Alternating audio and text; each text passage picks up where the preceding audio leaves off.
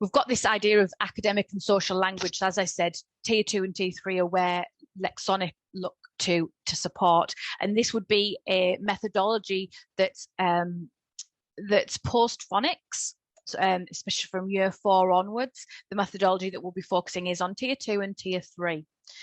But keystone vocabulary and the explicit teaching of that vocabulary, initially the identification of it, but then the explicit teaching, is another avenue into how to tackle complex texts for our students and to support them.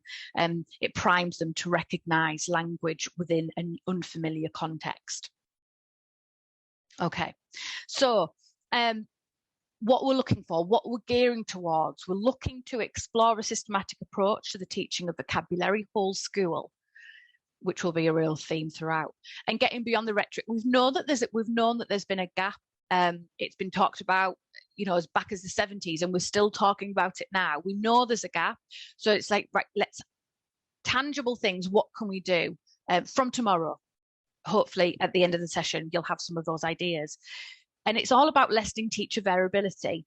So the systematic approach that we adopt, it needs to be recognisable from classroom to classroom to classroom, because consistency breeds confidence and it removes stress.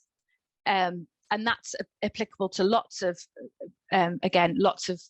elements of education and teaching. But again, I'm basing it in reading instruction and vocabulary instruction in particular.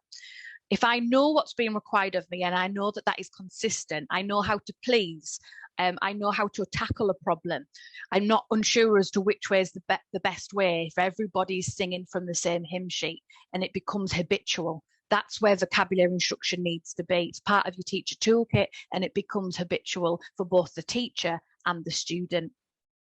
So if you're in the audience now and you are a school leader, consider how we have vocabulary embedded within your curriculum and how it is prioritised, but then more so how are our staff supported in that and building their confidence.